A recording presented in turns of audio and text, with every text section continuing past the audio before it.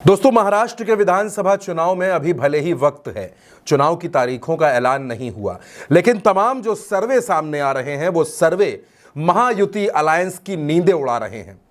हर रोज कोई ना कोई एक ऐसा सर्वे आ जाता है जो भारतीय जनता पार्टी और एकनाथ शिंदे को, अजीत पवार को यह सोचने पर मजबूर कर देता है कि आखिर महाराष्ट्र के विधानसभा चुनाव में महाविकास अघाड़ी का मुकाबला कैसे होगा।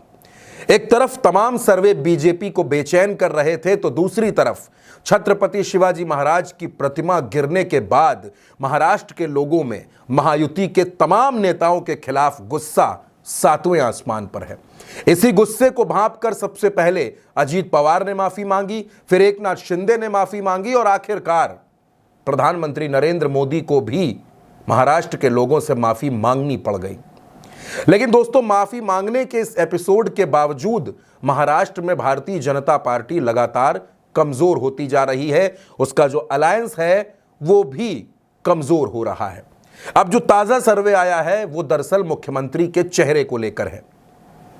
एक महीने तक इस सर्वे एजेंसी ने लोगों के बीच रहकर यह सवाल पूछा कि आखिर महाराष्ट्र के मुख्यमंत्री के तौर पर आप किसे देखना चाहते हैं। तो मौजूदा मुख्यमंत्री एकनाथ शिंदे, उनको लेकर जो सर्वे में बात सामने आई वो दोस्तों इस अलायंस के होश उड़ा रही है।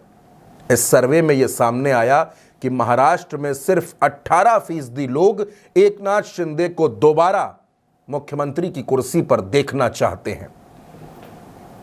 लेकिन उद्धव ठाकरे को, जी हां दोस्तों, पूर्व मुख्यमंत्री उद्धव ठाकरे को 21% लोग मुख्यमंत्री बनते हुए देखना चाहते हैं। वो चाहते हैं कि उद्धव ठाकरे एक बार फिर महाराष्ट्र की कमान संभालें। और इतना ही नहीं दोस्तों, उद्धव ठाकरे का जो अलायंस है यानी महाविकास अघाड़ी, उसकी एक नेता है शरद पवार की बेटी सुप्रिया सुले। 7% लोग, 7% लोग सुप्रिया सुले को भी मुख्यमंत्री पद पर देखना चाहते हैं, पसंद करते हैं। लेकिन 21% लोग ये चाहते हैं कि उद्धव ठाकरे मुख्यमंत्री बने। और जब से ये सर्वे आया है तब से भारतीय जनता पार्टी, शिवसेना शिंदे गुट और एनसीपी अजीत पवार गुट में ये सुगबुगाहट शुरू हो गई है कि क्या महायुति के मुख्यमंत्री चेहरे को बदल दिया जाना चाहिए, क्या चुनाव एकनाथ शिंदे के चेहरे पर नहीं होना चाहिए। दोस्तों, अजीत पवार और देवेंद्र फडणवीस दोनों ये नहीं चाहते कि मुख्यमंत्री के चेहरे पर शिंदे को आगे करके चुनाव लड़ा जाए, बल्कि महायुति अलायंस ये चाहता है कि चुनाव में नरेंद्र मोदी का चेहरा सबसे आगे हो और उनके चेहरे पर चुनाव लड़ा जाए। लेकिन बीजेपी के जो तमाम सहयोगी हैं वो नरेंद्र मोदी के चेहरे के नीचे चुनाव लड़ने में भी असहमत हैं। आज की तारीख में महाराष्ट्र में महायुति अलायंस अपनी सीट शेयरिंग नहीं तय कर पाया है। और जो सर्वे आ रहे हैं उसके मुताबिक भारतीय जनता पार्टी, जो पिछले चुनाव में 105 सीटें जीती, वो इस बार 50 से 55 सीटों पर सिमट सकती है। अब जाहिर सी बात है कि अगर भारतीय जनता पार्टी का प्रदर्शन इतना खराब रहा तो महायुति का भी प्रदर्शन दोस्तों बहुत अच्छा हो नहीं सकता।